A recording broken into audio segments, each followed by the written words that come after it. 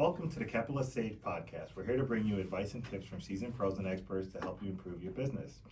I'm Carl Barham with Transworld Business Advisors, and my co-host is Rico Figliolini with Mighty Rockets Digital Marketing and the publisher of the Peachtree Corner magazine. How you doing today, Rico? Hey, Carl. Great week. This is a good time to be podcasting. Absolutely. Lots of fun things happen. Why don't we start off by introducing some of our sponsors today? Sure. I want to let everyone know where we are first. We're at Atlanta Tech Park in Tech Park in the city of Peachtree Corners. It's a great space that you can come to if you're a mid-size or a startup company or a company going through the acceleration phase.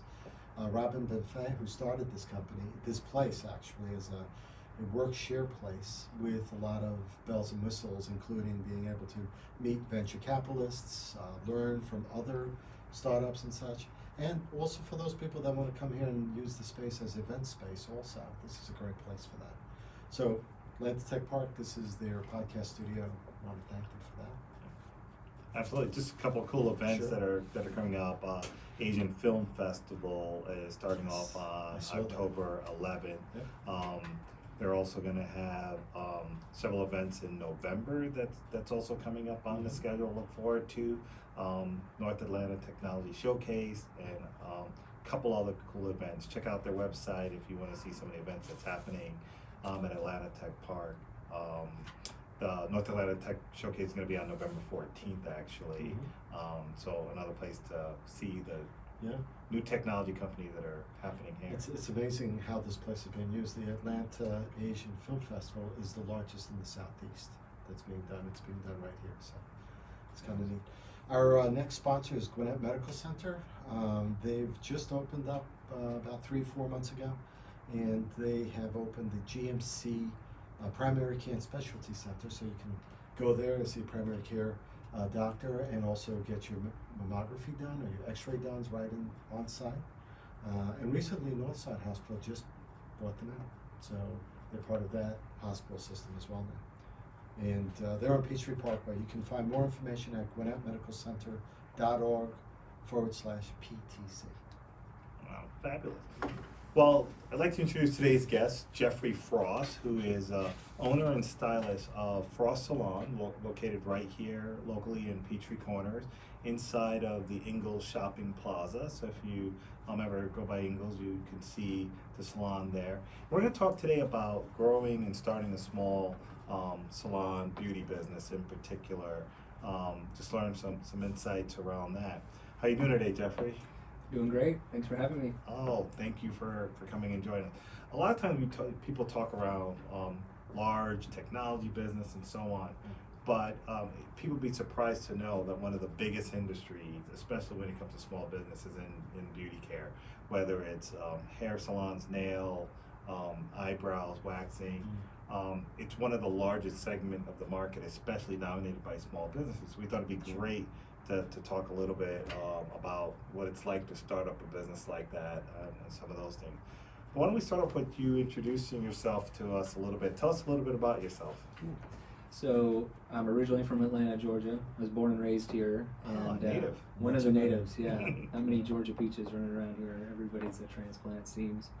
But yeah, having lived here my whole life, watching the city just blossom and grow, get bigger and bigger.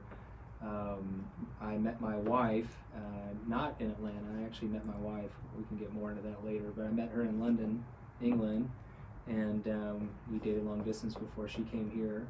And together, we live in Peachtree Corners. We've lived here since we've been married we're about to celebrate our 10-year anniversary. Oh, congrats. So Jen is a very talented stylist and just an even better person. And then together we have 4 children. We have 2 boys and 2 girls. And so we're very much ingrained in the community. Our kids are in the local elementary school. We have our younger 2 in the local preschool. And between church and sports and just socializing, we're definitely a family full and on the go for sure. Wow, definitely. And tell me a little bit about starting up your business.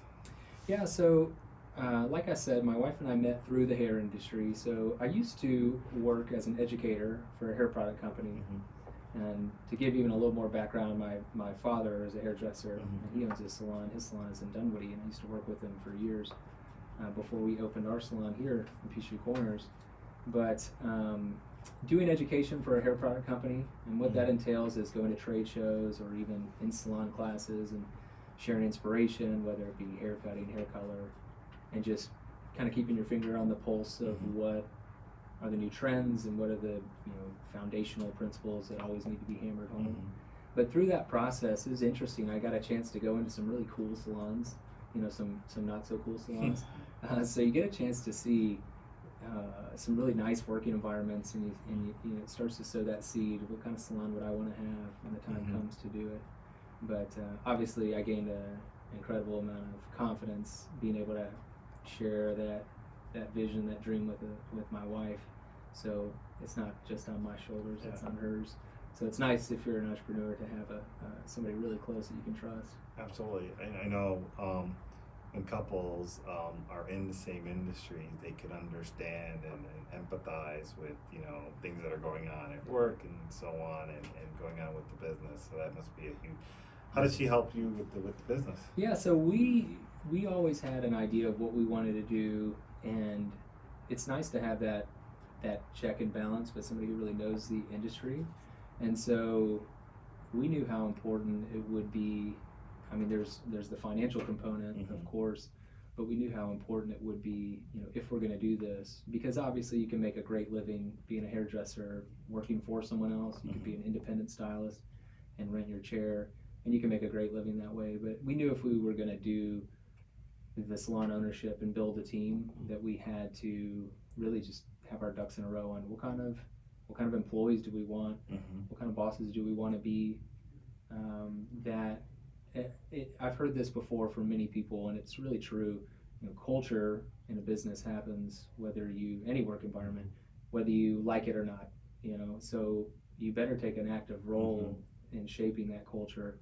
Otherwise, your culture could be defined by disgruntled employees in your back room. So you just have to be really mindful of that. So we knew obviously there's all the logistics of contracting and financing, and certainly we'll talk more about that, but we knew we'd have to build a solid team where everybody's got a nice shared vision together, and you're all working to a common goal.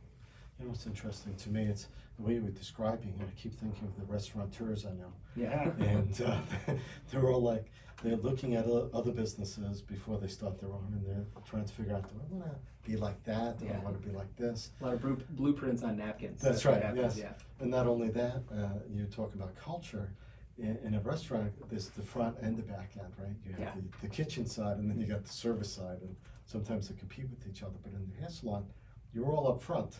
There's no backside to that. So I can see how a culture could be taken over by employees if they're disgruntled, or if the team leaders are not strong enough to do that. But it's cool that you're working with your wife like that. Yeah, exactly. We love it. We work well together. If you think about it, so in the restaurant, like you mentioned in this, principally you're providing a service. And to provide this service, this is one of the industry that I'm going to safely say might be Amazon proof. I don't think that they can dominate that industry from the stand of delivering that kind of service. No, they can't drone deliver. They can't drone deliver the hair, but the nature of it, people are so attached to their stylists. They tend not to jump around. They tend to kind of follow someone. If their stylist moves, they move. So finding the right people and keeping them motivated and happy, it seems to be really an important part of that industry. Anything that you've seen in the industry that's shifted in how you attract and retain stylists? Because that seems to be an area where, especially in a low unemployment time like we're in now, that seems to be a challenge. No, attracting a strong stylist and building a strong staff is really, if you ask salon owners, and I would imagine across, generally beauty business or other service industries, staffing can be one of the biggest challenges, just finding those right people that fit that culture that we were talking about.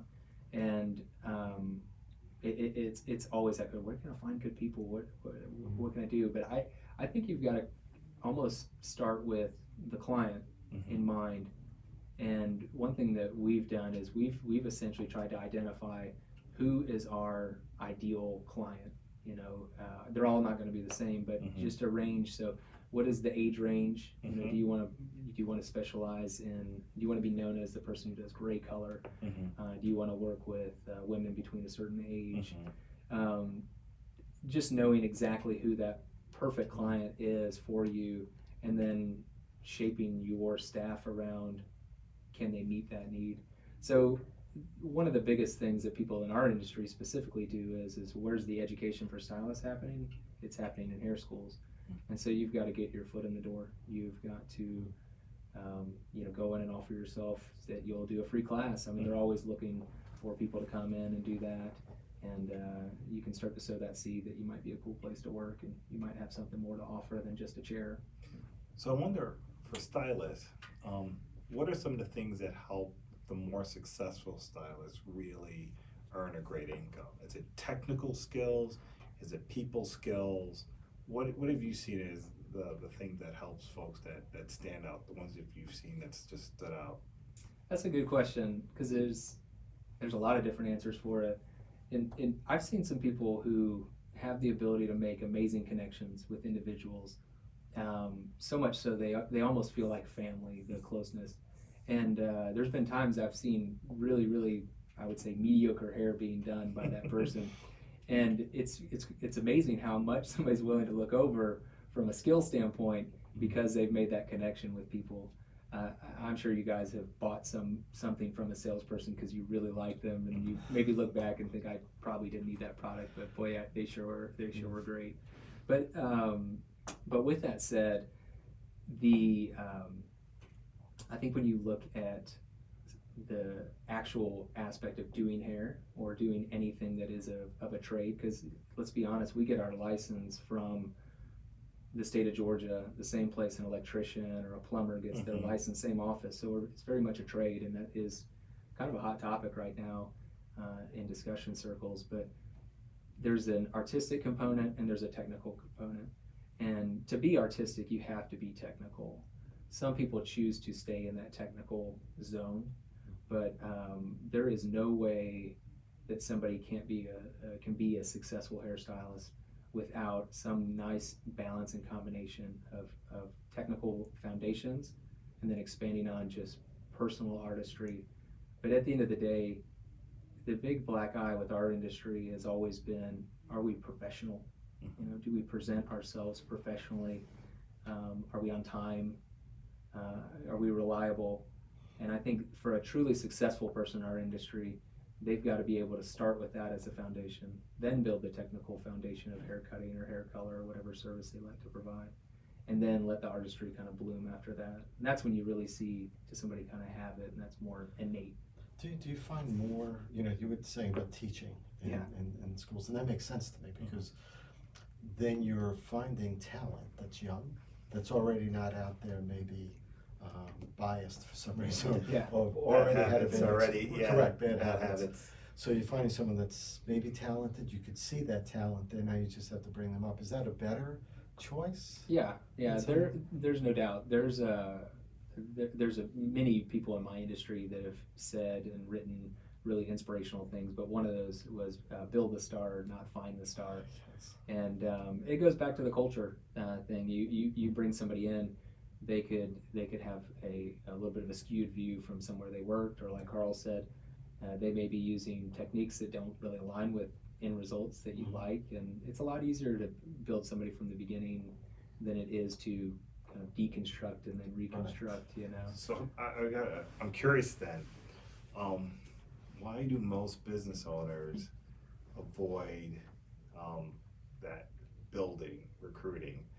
That so many love to get folks to switch over and that, but that building, what did it take for a good salon owner to do to build, to be able to build somebody? Give us some examples. That's a good question. I think it's intimidating to bring somebody in. I think sometimes for a lot of business owners there's a little bit of fear that maybe that person who's got some experience may not look up to them with revering eyes as much as a new person. They may come in with their own attitudes, but And we've always thought if we found the right person, you know, the term would be like a senior stylist, somebody who you could really trust to do good work, that does not want to manage administrative costs and overhead and things like that. Somebody just wants to do some good hair, kind of clock in and clock out, and build those relationships, and just, like I said, do a good job. I think a lot of businesses struggle with that because I think they could be a little threatened by it, but it really does take the right person. I mean, our industry, the hair industry, has got some characters in it for sure. It does. As you can imagine, you know, there's many times where somebody says, "Oh, you like working in the hair industry?" I'll be talking to like a male client. They're like, "Oh, I used to date this hairdresser. She was crazy," you know. But so there are some stereotypes that need to be broken, I think. But yeah, you're attracting a group of people that generally are very social. They're very creative, so they could be a little bit out there from an artistic standpoint. And I think it's almost a requirement that you have ADD. Like, it's, everybody's got this energy. And I'll be honest, a lot of hairdressers were not great students because they prefer to learn in a more hands-on way, and they and their connection to the world is much more artistic and social, not so much the, you know, sit down, read the book without any distractions, you know, crank out math equations. Those people belong in an engineering program or something like that, but you don't want your hairdresser to have that personality. You want them to be funny. If I had hair, I wanted someone that, you know, someone that would, when they put their hands in my hair, it's like they're molding it almost, right? You think of clay and stuff like that. You want that beauty to be able to come out. I know that. I wonder if the model would be more like in the music industries and artistic. So if you're managing a group of stylists that are talented, they've got these A&R guys in music that develop artists. They take them, they've got some, they could sing a little bit, but then they craft them. They send them to the training schools, teach them the dance steps, put them into school with different producers. And they treat artists in a different way, manage them to be successful. I wonder if some salon owners treat stylists less like artists, more like, you know, maybe a group of accountants, and that's what creates these toxic cultures that sees that turnover spinning. You know, have you seen that?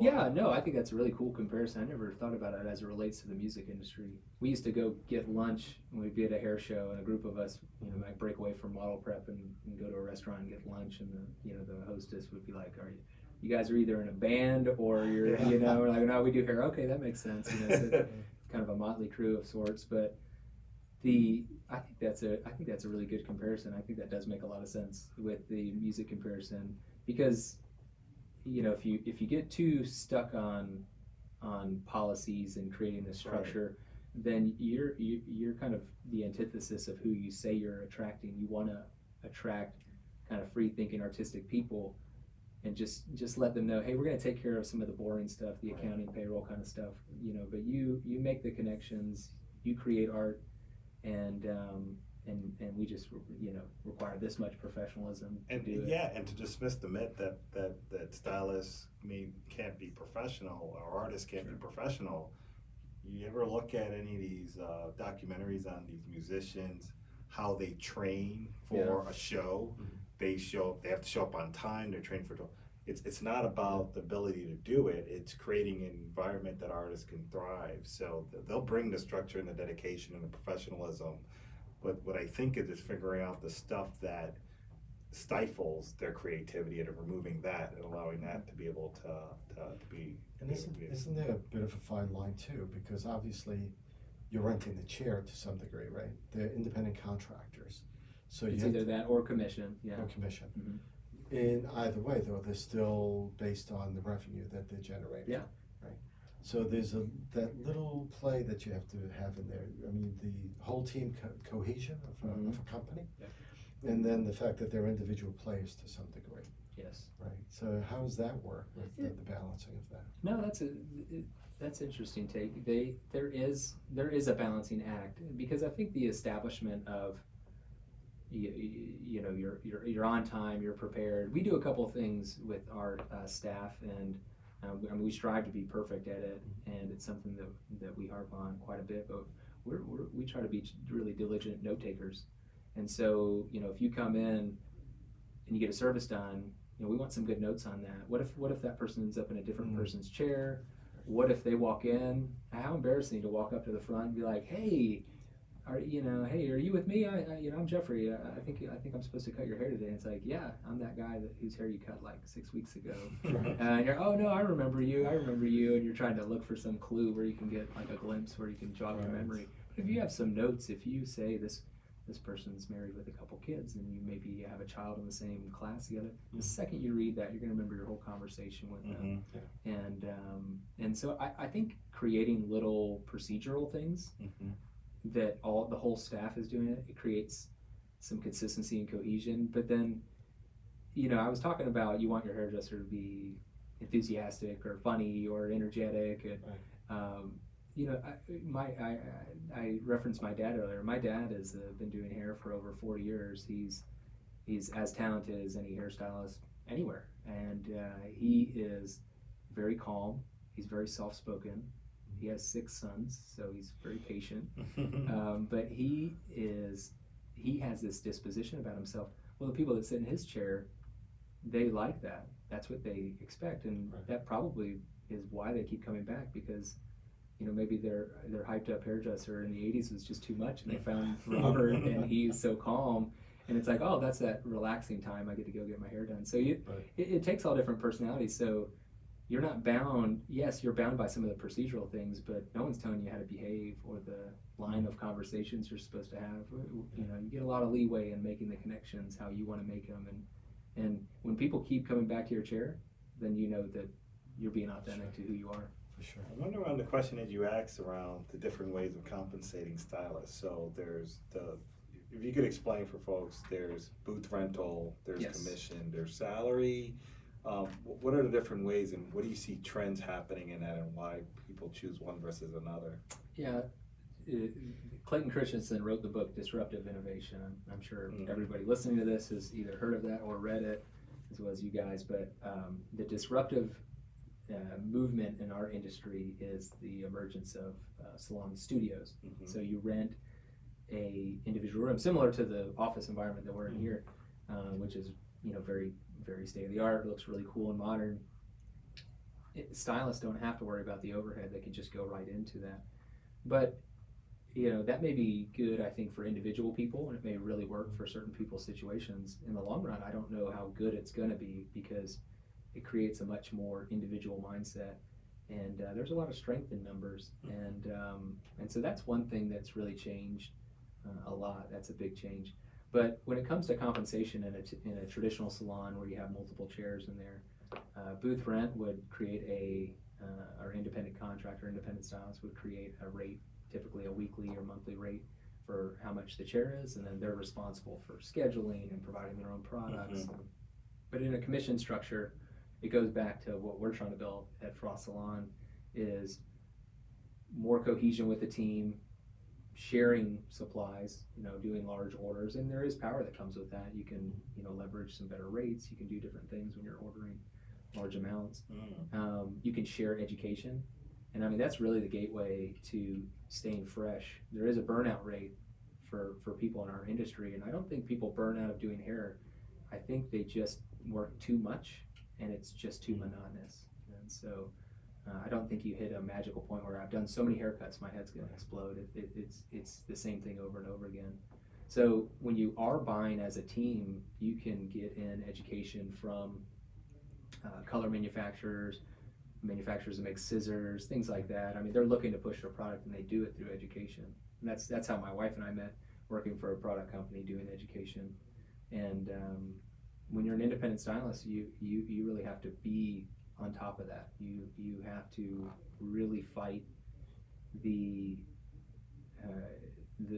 it seems like a lot of people that go independent, they kind of flatline. They don't continue to grow, which is fine. That may be enough compensation that they need, but really the real growth happens, I think, with a team. I notice some salon owners choose to reduce the hours for, again, think of that artist mentality. They might work 4 days instead of 5 days, or have scheduled, so they have more flexibility in their schedules. They're not working to limit the burnout. for folks. The other part of what we've seen in the salon lofts is folks go into it for a while, and then they tend to go out because, you know, who backs you up when you want to go on vacation? If Exactly. something happens, Yeah. there is no support system in it. So it's good from overhead. You have independent control of things, but your challenge could be if there's any disruption, anything happens, there's no support behind you to take care of your clients. And the second a client tries someone else, you risk they might choose to switch. Right. Opportunity, right? It's an Absolutely. opportunity for loss or gain, it just Yeah. depends. That person that just walks out. So if someone were to bet on going into this industry and start, there's a lot of folks that come to us and they're investors or are looking to start in the industry. Any advice you'd give to someone that's thinking of whether starting fresh or acquiring into a salon that they should consider? There's a few things. I mean, getting to know the individual stylists that are in a salon. Like I said, they can be kind of eccentric, so that's a big factor. But I think too, having a knowledge of the actual technicians in the hair industry. There's a shortage of hairstylists, so there are not enough hairstylists to meet the demand that is out there, and to be honest, that's evident by the fact that some salons charge quite a bit of money, and the results are okay. They may be good, but not great, you know. And it's a supply and demand thing, you know. It's not that people are daring you to say, "Well, go somewhere else and get something better," but unfortunately, there look like there are a lot of salons out there, but a lot of salons are not fully staffed. And if you go to hair schools, a lot of people that go to hair school, they don't always end up staying in the industry for a long time. There's a big misconception in our industry. Sometimes you may have a kid that says to their parents, "I think I want to do hair. You know, I'm not sure what I want to do." And you know, I've heard things like, "Oh, you know, but you're really smart. You could go to college." You know, and it's like this misconception that you don't have to be an intelligent person to do it. I think trades are an amazing alternative to colleges. You look at college debt that people incur with, you know, getting degrees that don't necessarily translate to well-paying jobs, but I mean, just set the record straight. Hairdressers can make great money. They have an incredible amount of control over their career. Like you said, the flexible hours. My wife, like we said, we have 4 children. She's able to juggle a busy part-time career as a salon owner and as a stylist behind the chair, but then also has that flexibility to kind of schedule her appointments and come and go. Most career paths don't allow for that flexibility with that same rate of return. So it's one of those things. You can make great money in a trade. You can make great money in being a hairdresser. You can have a great sense of accomplishment and you know, a creative outlet. But there's a lot of misconceptions about that. I think a lot of people talk a big game when they say, "Oh, you know, why not explore something outside of the college realm?" But you know, maybe hairdressers perceived a rung too low for their own child or something. Oh, that's a good point. Good. Well, thank you for very much for sharing some of your experience locally. Geoffrey, why don't you tell us a little bit what you might have, you know, going on, and how can people reach you and find out more about you and your and FrostSalon? Yeah, so FrostSalon, like you said in the beginning, we are in the Ingalls Shopping Center right at East Jones Bridge and Peachtree Parkway, and the salon is number 770-680-4549. Our email is frostsalon@gmail. Pretty straightforward, but most people find us. We look at our analytics. Most people hop on Google, search us, and press the call button. Yeah. So you could ignore the phone number and the email, as well as our Instagram is FrostSalon, as well as Facebook. I think there's some underscores or dots somewhere in there, but Your Instagram is actually frost.salon. .salon. There's a couple. It's funny. There's a couple other Frost salons in America, but I venture to guess they thought it sounded cool. Yeah. I think I even if I wasn't first, it's actually my name. So I would like to think that I get dibs on it. But Absolutely. Well, we want to thank Geoffrey Frost for joining us here. He's a local citizen and lives here in Peachtree Corners and operates a small business. And we really appreciate you coming in and chatting us a little bit about beauty. We learned some interesting stuff about, you know, if you think about it, it's really a people business at the end of the day. For sure. And being able to attract and build that culture that stylists would appreciate is really what probably drives the business in the long term. So thank you for that. Thank you, Geoffrey. We also like to thank Atlanta Tech Park for hosting the Capitalists podcast. Great space for folks, entrepreneurs to come and build their business and network with folks and use some of the facilities here. So we appreciate them for being our host. Rico, what else we got going on over the next Well, couple months? Peachtree Corners magazine is out already. It's at the mailboxes by now. Mm-hmm. Great and in job. fact, yes, thank you. And it's been fun putting it out, this issue, but it's already gone from some places. I was at Revelated this morning. They had one copy left, and I was at a few other places, Yep. and it's already gone, which is a good thing, but now I have to restock those places. But the next issue we're working on is 18 under 18. So 18 kids under 18 years of age that have done great stuff in their lives so far. Oh. I want to share that story in the next issue, so that's the January issue. Excellent. What are some of the topics in this issue that This you issue, feature? well, the cover story is Pets and Their People. That was part of a giveaway that we did. Yeah. It had a lot of participation. Great picture. Giveaway Lazy Dog Restaurant gift cards and stuff. We also did Voices of Football, so we covered the announcers at Norcross and Wesleyan football. We also did Great Spaces, so if you're looking for a holiday or corporate space for your party, Yeah. there's 14 of them that's profiled in the magazine. Yes. And online at livinginpeachtreecorners.com, there's going to be a full version for each one of those places. And I would also say check out the article about the Technology Park, and there's a shuttle if you drive down Technology Parkway, called Ollie, that you can take a ride on, and it is driverless shuttle. Correct. That is now operating daily, From 10 a.m. to 6 p.m. Monday through Friday. Monday through Fridays. There's 6 or 7 stops, and they're using, I think, 6 of the Gwinnett Transit stops as the stops. So you'll see a little Ollie sign and a little QR code. Take your phone, scan the QR code. You're going to end up signing a waiver on your phone before you get onto the shuttle. But once you've done that, then you can go on that shuttle though anytime after that. Fabulous. So interesting things that are going on in Peachtree Corners, and you know, just keep up with the Peachtree Corners magazine, and just you could also go find us somewhere on the web. Well, if you go to livinginpeachtreecorners.com, you'll find the magazine, you'll find the podcasts for Capitalist Sage, and also for Peachtree Corners Live. And one other that sort of is going to be run back up again is called the Ed Hours by Education. Right. Right. So, and then we do have another major article, and that was technology in schools. So this issue is really packed with stuff. Yeah. What about you? What's going on with Karl? Well, Trans World. We own and operate another local business here, Trans World Business Advisors. We help people with their exit strategy from business, whether they're looking to sell, get a value on their business, whether they're looking to buy, expand through growth, through franchising.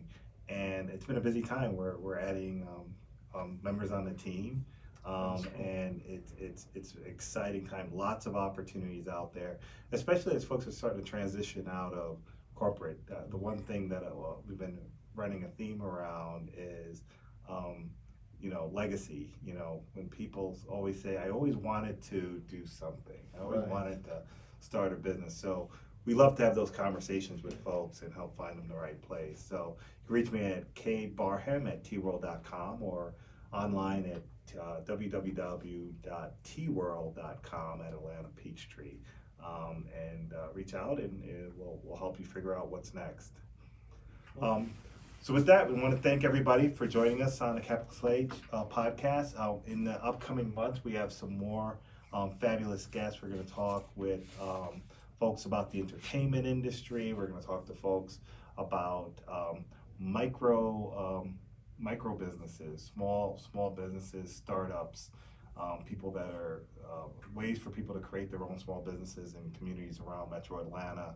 And a lot more fun conversations. More tech guys are on the slate, so really having fun doing this, and we look forward. You could share, find us on iTunes, on the web, on YouTube, iHeartRadio, iHeartRadio, Spotify. Stitcher, SoundCloud, YouTube. Yeah. a bunch So of if you places. want to follow us on any one of those, feel free to leave a review, give us some comments, and follow us, and you'll get a notification every time we post a new episode. So thank you, everybody. Have a good week. Thank you.